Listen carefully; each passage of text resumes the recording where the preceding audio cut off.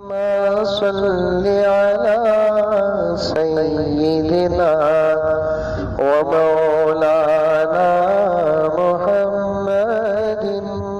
और उस जमाने में बेवा औरतें शादियां भी करती थी और मर्द भी 1, 2, 3, 4 शादियां करते थे। हर दौर में हर मजहब का यही तरीका रहा है। ज्यादा शादियां करना सिर्फ मुसलमानों का शेवा नहीं, मुसलमानों की अलामत नहीं है, बल्कि मुसलमानों ने अनलिमिटेड पर ब्रेक लगाया है। दूसरे मजहबों की अगर पूरी तारीख उठाकर देखेंगे, अनलिमिटेड करते थे। अभी आसाम के अंदर बिल पास हुई है, दीवाने करने के काम तो आजकल कौन भी कर रहा नहीं।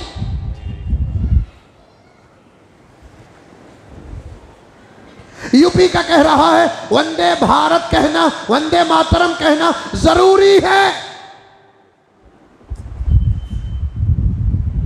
ये कोई बिल है? ये तेरा कोई बड़ा काम है?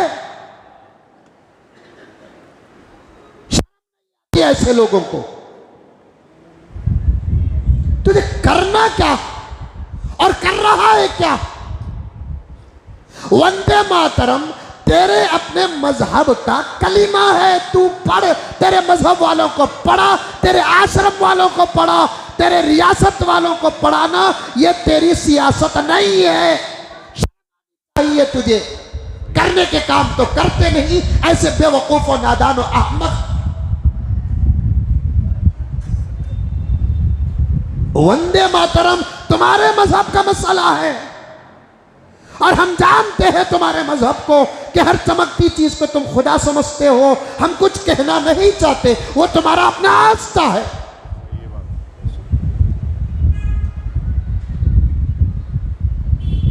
तुम जानवरों को खुदा समझते हो, पता नहीं कि तुमको उसके अंदर क्या मसलियत नजर आ रही है। वो तुम्हारा अपना मजहब है। हमें लेना नहीं, हमें देना नहीं। गाय का दूध पीते हो तुम, वो तुम्हारे अपने मजहब का मसला है। और क्या क्या करते हो तुम्हारे अपने मजहब का मसला है। और नाकाम लोग ही लोगों का दिमाग डिवाइड करने के लिए इस किस्म के बिल पास करके अपने कौम के लोगों को खुश करना चाहते हैं। मैं उनके कौम के लोगों को कहना चाहता हूं, ऐसे बिल और ऐसी पॉलिसियों से खुश मत हो जाओ। वो तुमको धोखे में रखे हैं। गैस की कीमत बढ़ाकर तुम्हारे गुस्सों को ठंडा करने के लिए वंदे मातरम की बिल लेकर आते हैं। चावल की बिल कर तुम्हारे गुस्सों को के लिए इस किस्म के इश्यूज ला कर रखते हैं। इससे न तुम्हारा कोई फायदा है, इससे न हमारा कोई फायदा है। मैं पूरे हिंदुस्तान के सीएमओ को कहना चाहता हूं, पीएम तक कहना चाहता हूं, हम मर सकते हैं लेकिन वो जुमला हम हरगिज कह नहीं सकते जिससे हमारे ईमान को नुकसान पहुंचता है। और मुसलमानों, अगर तुमको मालूम हो जाए कि तुम्हारे बच्चे ऐसे स्कूलों में पढ़ते हैं जिन स्कूलों में तुम्हारे बच्चों को जाने अनजाने में वंदे मातरम पढ़ाया और कहलवाया जाता है, तुम्हारा फर्ज है कि ऐसे स्कूलों से निकालना। ऐसे स्कूलों में तुमको पढ़ाना जायज नहीं। ऐसे स्कूलों में पढ़ाकर बड़ी बड़ी डिग्रियां तुम्हारे बच्चों को दिलाने से बेहतर है कि तुम्हारे बच्चे को किसी 2 व्हीलर का मैकेनिक बना दो,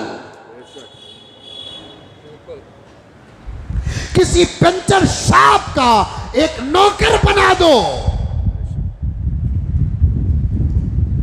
पंचर का कारोबार करना अगर हलाल का रास्ता है, उस रास्ते में वो झूठ नहीं बोलता।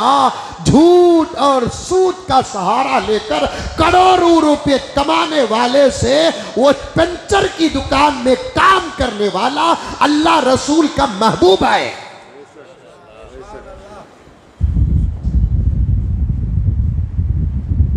मैकेनिक क्या है? 2 व्हीलर का डॉक्टर है। लफ्ज बदल गया, इलाज तो वही हो रहा है। डॉक्टर की गाड़ी भी खराब हो जाती है, उसको भी मैकेनिक के पास आना ही पड़ता है। मैकेनिक को अगर हकीर समझकर छोड़ देगा तो इतना बड़ा सर्जन जो डॉक्टर है अपनी कार का, अपनी टू व्हीलर का इलाज नहीं कर सकता। सही बात। अजीब बात है। लेकिन बात पर आता हूं मेरे दोस्तों, वंदे मातरम हमारे मजहब में इस बात की इजाजत नहीं, सूर्य नमस्कार इस बात की इजाजत नहीं। हम इस मुल्क में रहते हैं और इस मुल्क में जीते हैं और इस मुल्क की शान है जमहूरियत। जैसे तुमको तुम्हारे मजहब का पालन करते हुए पूजा के साथ अपने धर्म को और अपने मजहब की हिफाजत करते हुए जीने का अगर तुमको इख्तियार है तो खुदा की कसम हमको भी हमारे मजहब की हिफाजत करते हुए इस धरती के अंदर जीने का पूरा इख्तियार है। वरना माहौल बिगाड़ने की कोशिश मत करो, नुकसान तुमको भी होगा, नुकसान हमको भी होगा। लेकिन हकीकत में हमारा आस्था है कि हम मर कर मरते नहीं, अल्लाह के नाम पर ईमान की हिफाजत करते हुए मरते हैं तो हम उसको मौत नहीं कहते, एक अच्छी जिंदगी का आगाज कहते हैं। हमारे मुसलमान भी अजीब हैं। वो स्कूल में अच्छी तालीम होती है, वो स्कूल में अच्छी तालीम होती है, तालीम जिसका नंबर दूसरा आता है, ईमान का नंबर पहला आता है। ईमान बचे बगैर तालीम रखकर क्या अचार डालोगे? ईमान ना हो तो फिर ऐसी डिग्रियों से होगा क्या? ईमान असल है, तालीम एक जीनत है। तवज्जो, तालीम एक जीनत है, तालीम एक शान है और आयन जरूरत भी नहीं है। मैं बड़ी गहरी बात बता रहा हूं अकरम, बहुत गहरी बात बता रहा हूं। तालीम एक शान है, तालीम एक जीनत है। तालीम बहुत अच्छी चीज है लेकिन जिंदगी की ऐन जरूरत नहीं है। अगर ऐन जरूरत होती, जिनके पास तालीम नहीं वो भूखे मर जाते, प्यासे मर जाते, नंगे रहते। एक तालीम एक अलग है।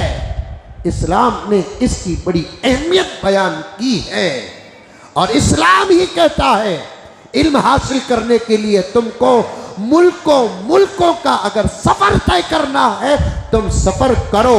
उतलुबुल इल्म वलौ चीन में भी अगर इल्म है तुम वहां भी सफर करो। अरबी में चीन को सीन कहा जाता है, चाइना को सीना कहा जाता है। आका ने मक्के और मदीने जमीन में बैठकर फरमाया, इल्म की अहमियत बताई कि इल्म हासिल करने के लिए अगर तुमको चाइना भी जाना पड़े तुम चाइना को जाओ। इससे ज्यादा अहमियत बताने वाला जुमला कौन सा हो सकता है? बावजूद इसके इल्म एक शान है, इल्म एक पावर है, इल्म एक जिंदगी, इल्म एक पावर है, इल्म एक जीनत है, लेकिन जिंदगी की जरूरत नहीं। मुझे आगे का जुमला कहने दो, खुश हो जाओ, अल्लाह का शुक्र अदा करो। ईमान शान नहीं, हमारी जिंदगी और जरूरत है। इसके बगैर जीकर भी फायदा नहीं, मरना तो दूर की बात है।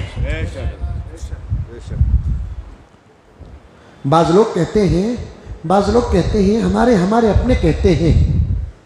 अपने कहते हैं हजरत वो एक जुमला बोल डाले तो क्या होता हजरत? तो फिर अम्मा को भी जोरू बोल डाल, क्या होगा? जुमला ही तो है। बोल अम्मा को वो जुमला जिसके अंदर के बहुत सारे ख्यालात को रखकर तू तेरी बीवी को बोलता है, उसी ख्यालात को जहन में रखकर अम्मा को भी आई लव यू कहते। जुमला ही तो है। मुझे हाथ जोड़ने दो, माफी मांगने दो। जुमला अदा करने से कौन सा बिस्तर का हक अदा हो गया? जुमला ही तो है। जब ये जुमला तू मां के लिए बर्दाश्त नहीं करता, वो जुमला जिससे खुदा नाराज होता है उसे कैसे तू बर्दाश्त करता है? तू बर्दाश्त कर ले तो कर ले, तेरे जुबान में ये जुमला तेरा अल्लाह बर्दाश्त नहीं करता।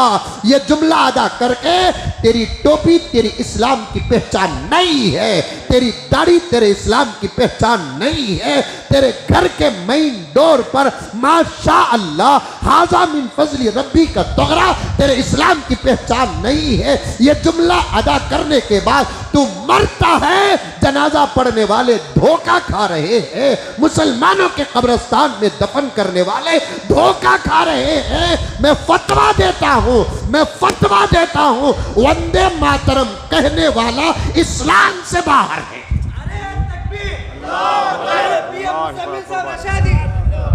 इस्लाम से बाहर है।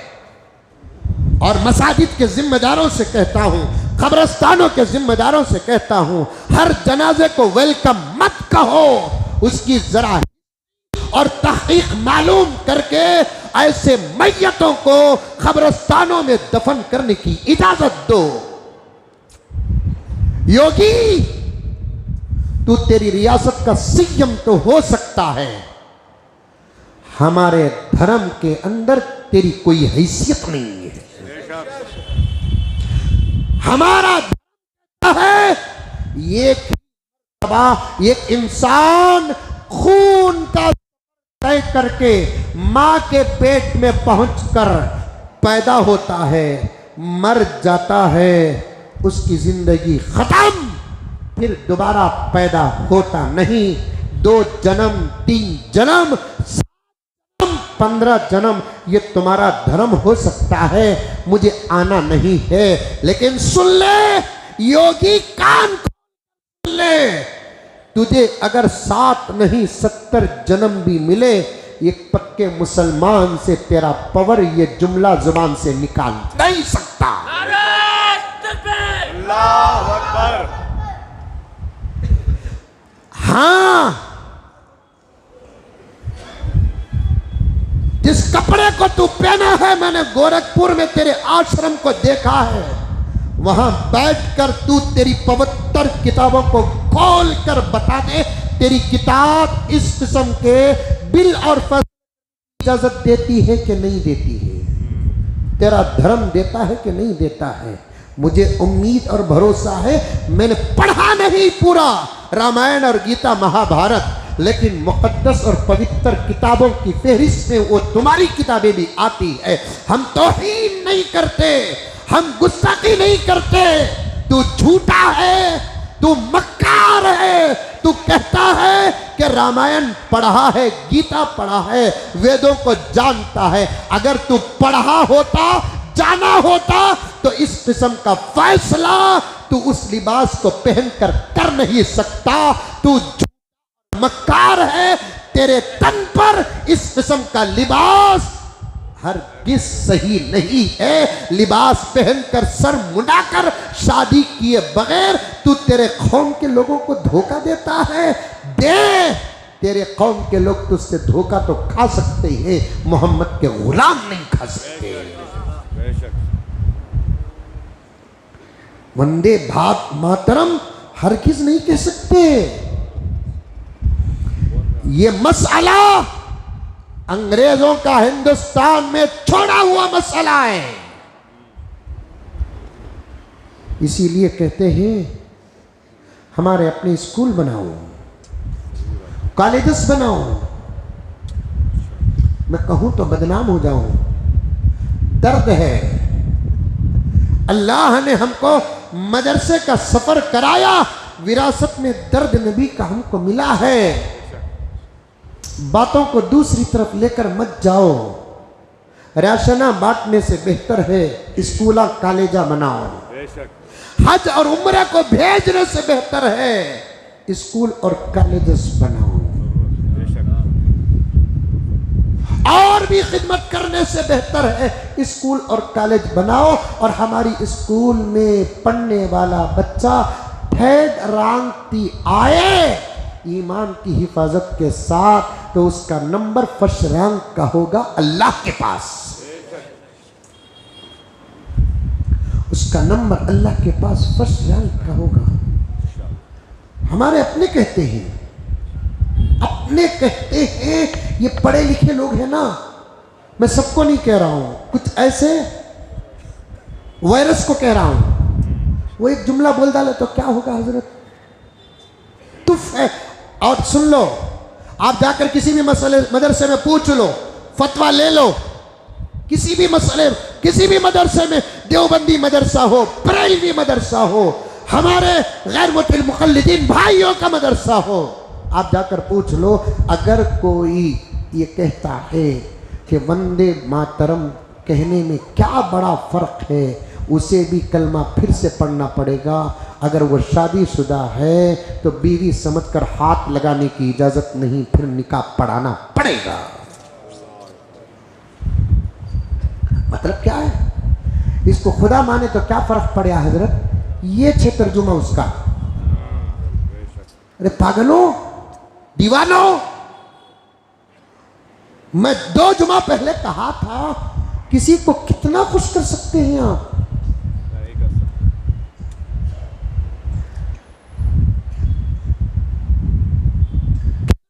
सकते हैं आप।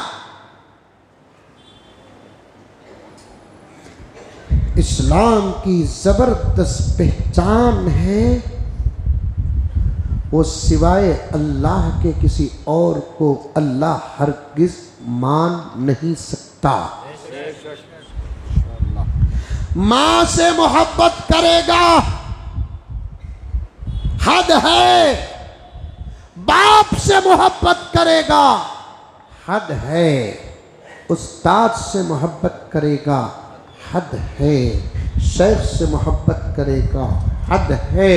यहाँ तक इससे बड़ी दलील क्या हो सकती है ऐ हिंदुस्तानी मुसलमानों, इससे बड़ी दलील क्या हो सकती है ऐ हिंदुस्तानी मुसलमानों, जिस नबी पर तन मन धन कुर्बान करने के लिए गुनहगार से गुनहगार मुसलमान आज भी तैयार है, उस नबी को भी अल्लाह का नबी मानता है, अल्लाह नहीं मानता।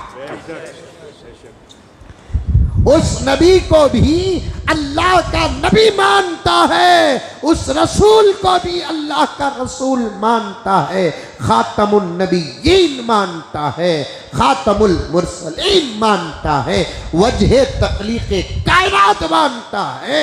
उस नबी को माने बगैर उसका ईमान खुद मुकम्मल नहीं होता।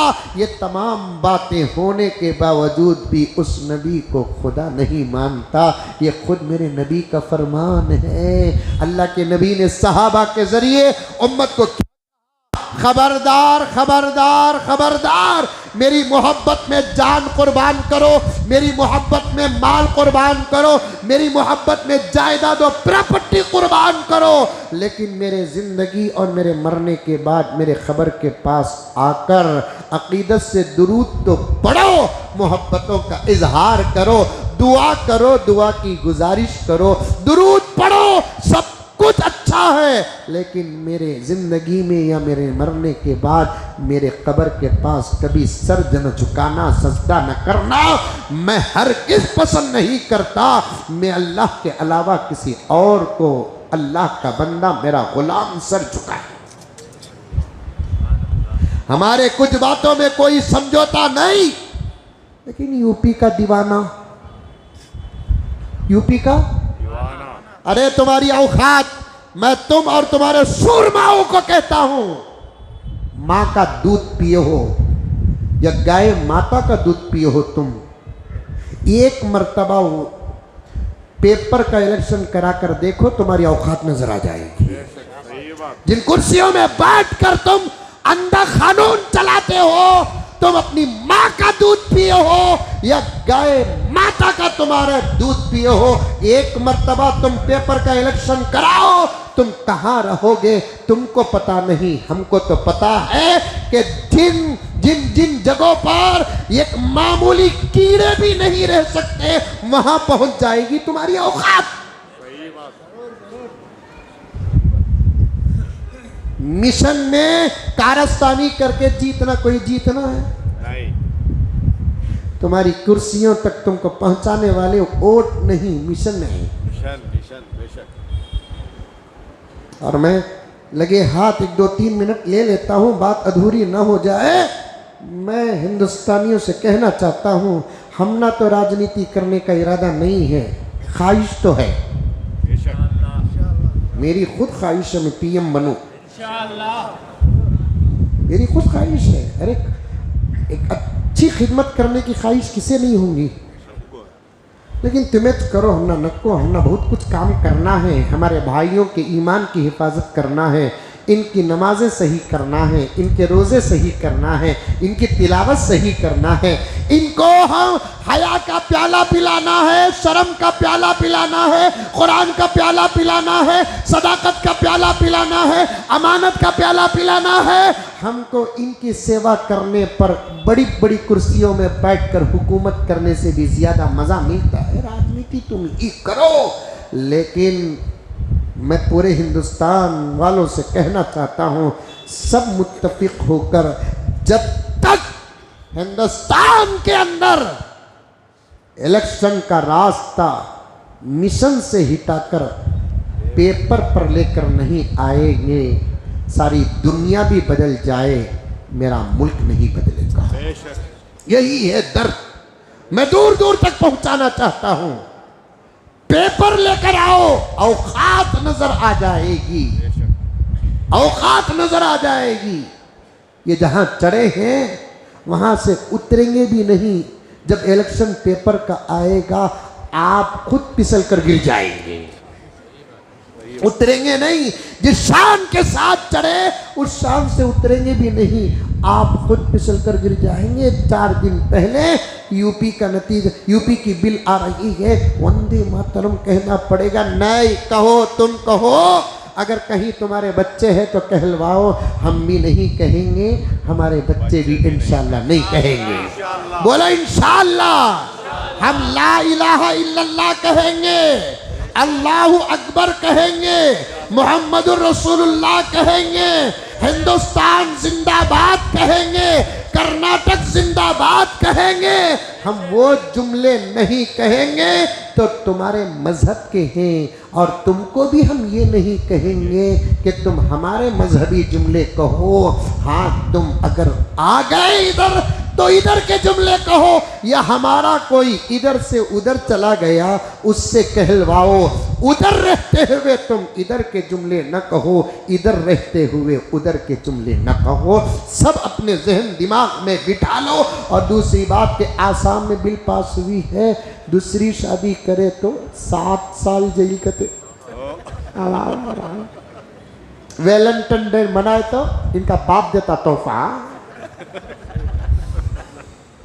ऐश करो, अड्डे चलाओ, ख़हबा खाने चलाओ, बीवियों को मोहब्बत के नाम पर धोखा दो, बलात्कारी जिना में मुब्तला हो जाओ, इनकी नजरें नहीं पड़ती।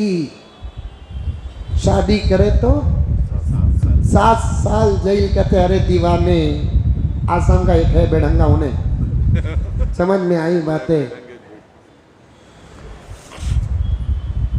शादी कर को हमें तुझे बोलना जरूरी क्या? क्या अक्ल है रे तेरी? ये बयान औरत सुने तो तुम लगा क्या भी डाउट में पढ़ो नको, मैं उसका जवाब दे रू सो, वो अलग मुसीबत है। शादी कर को तुझे बोलना हमना जरूरी क्या बा? हाँ,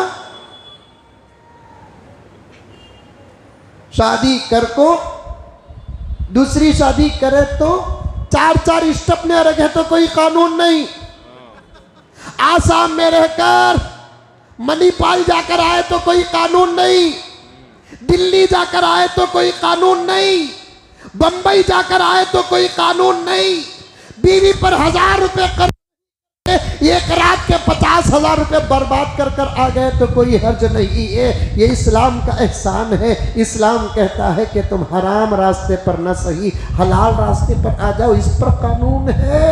इस पर इंशाअल्लाह आइंदा जुमा अगर याद रहे तो पूरी तफसील के साथ अर्ज करूंगा। इस्लाम तुम्हारे भी जरा धर्म को उठा कर देखो। हमारे पास बराबर किताबें मौजूद है, हमारे पास तारीख मौजूद है, हमारे पास हिस्ट्री मौजूद है। तुम क्या तुम्हारे बड़े बड़े पुरखों और पुरुषों ने कितनी कितनी शादियां की हैं, तुम्हारे पास हिसाब है कि नहीं है? हमारे पास उसका हिसाब है। बेशक दो मसले पर मुझे तफसील के साथ बात करने का इरादा है। एक छोटी उम्र में शादी करने का मसला बहुत भड़काया जा रहा है। दूसरा एक से ज़्यादा शादियां करने का मसला मुल्क में बहुत भड़काया जा रहा है। ये दोनों का जवाब देने का मुझे कई दिनों से इंतज़ार है। वक्त आए तो इंशाअल्लाह ताला तफसील के साथ मैं आपके सामने अर्ज़ करूँगा। आज तो काफ़ी वक्त हो गया है।